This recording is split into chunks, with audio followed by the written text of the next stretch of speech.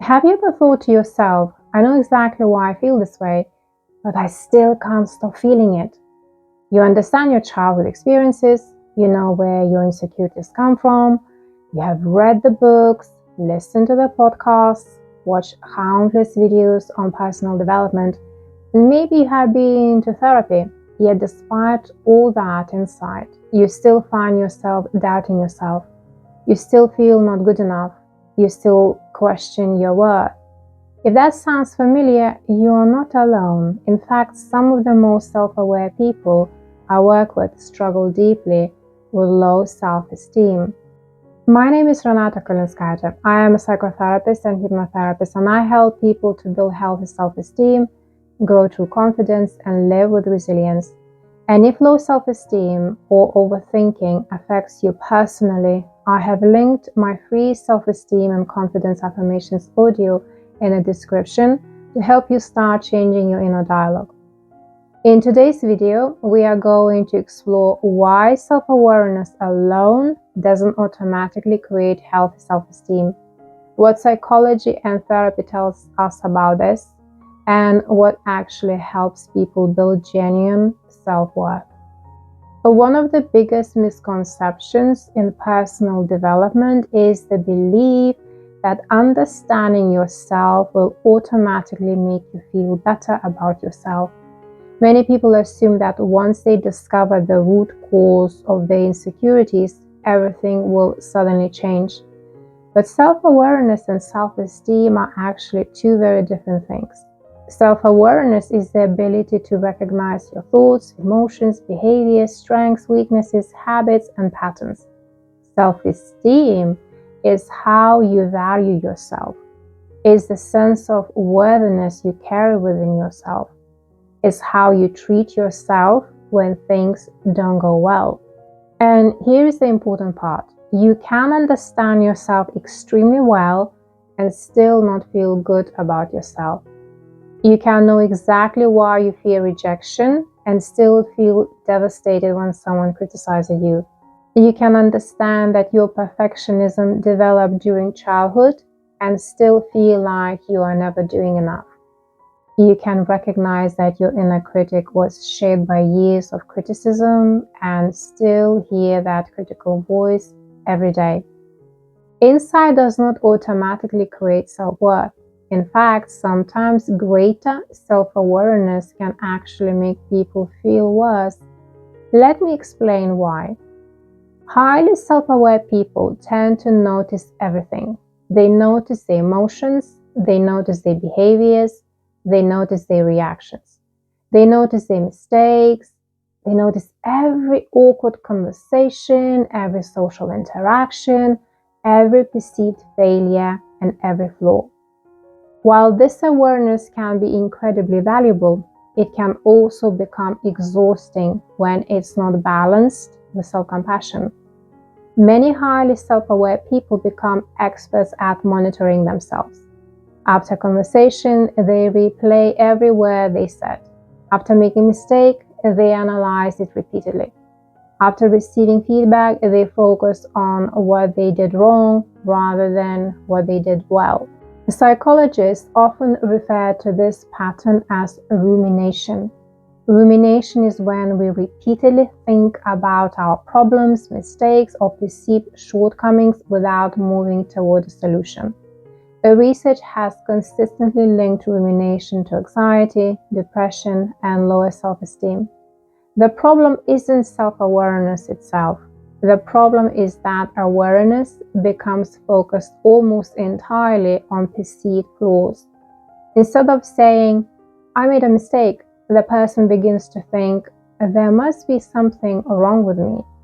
And that's a very different message. One encourages growth, and the other damages self-worth.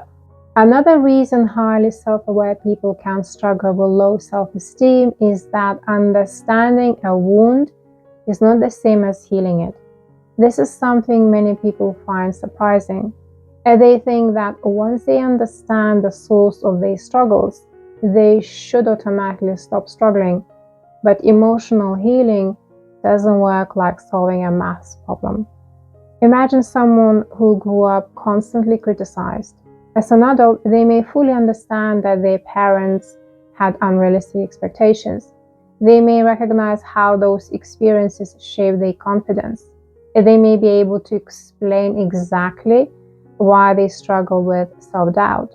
Yet, despite understanding all of this intellectually, they still feel inadequate. Why?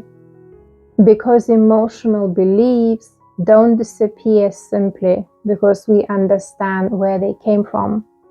The conscious mind may know one thing, while the emotional mind still feels something very different.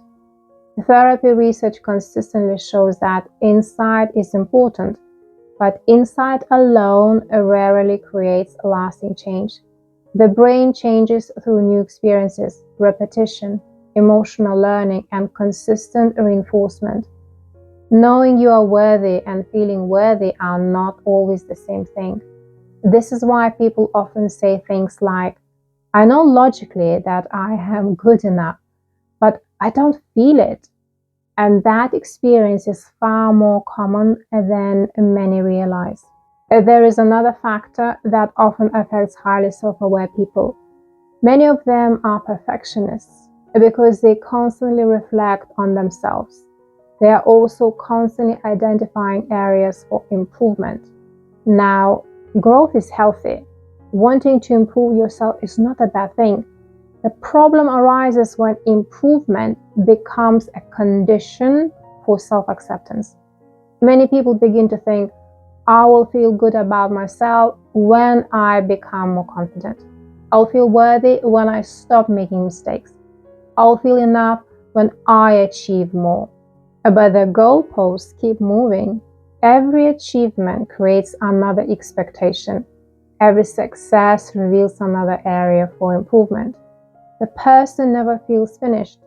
They never feel enough.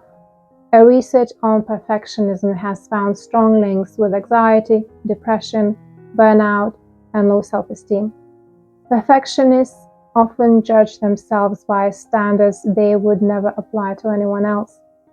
And ironically, the more they learn about personal growth, the more impossible those standards can become. They think they should always be positive.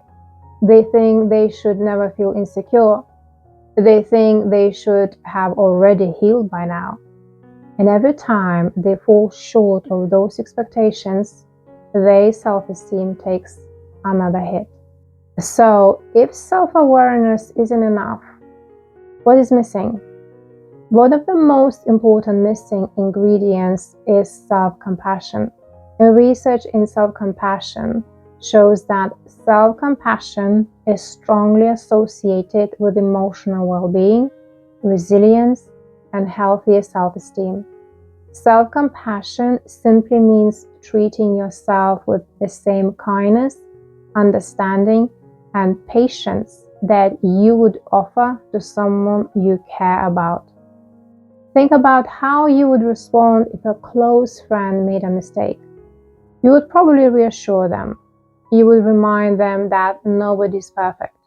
You would encourage them to learn from the experience and move forward. But when many people make the exact same mistake themselves, they become harsh, critical, and unforgiving. The difference isn't awareness, it's compassion. And many highly self-aware people understand themselves extremely well, but they don't treat themselves kindly. They understand their struggles, but they judge themselves for having them. They recognize their wounds, but they criticize themselves for not healing faster. Without self-compassion, self-awareness can become another tool for self-judgment. With self-compassion, self-awareness becomes a pathway to healing. So, what actually helps build healthy self-esteem? First, balance awareness with compassion. The next time you notice a flaw, ask yourself, what would I say to someone I love if they were experiencing this? Second, stop treating self-improvement as evidence that you are broken. Growth should come from self-respect, not self-rejection. You don't need fixing because you are fundamentally flawed. You can grow because you are human. Third, challenge old beliefs about your worth. Many people carry unconscious messages such as, I'm not enough, I'm a failure, I always get things wrong. When those thoughts appear, ask yourself whether you are looking at facts or repeating an old story. And finally, build evidence of competence. Healthy self-esteem grows through experience, keeping promises to yourself, learning new skills, taking action despite fear, doing difficult things and discovering that you can handle them. These experiences gradually teach your brain a new story about who you are. If low self-esteem and self-doubt are patterns you have struggled with for a long time, I have linked my free self-esteem and confidence affirmations audio below to help you begin rewiring your inner dialogue. And for deeper work, I have also created a step-by-step course with hypnosis to help you build healthier self-esteem and true confidence at both a conscious and subconscious level. You'll find both links in the description. And before we finish, I want to leave you with one important thought. If you are highly self-aware but still struggle with low self-esteem, it doesn't mean you are failing. It doesn't mean therapy isn't working. And it certainly doesn't mean there is something wrong with you. It simply means that awareness alone isn't enough.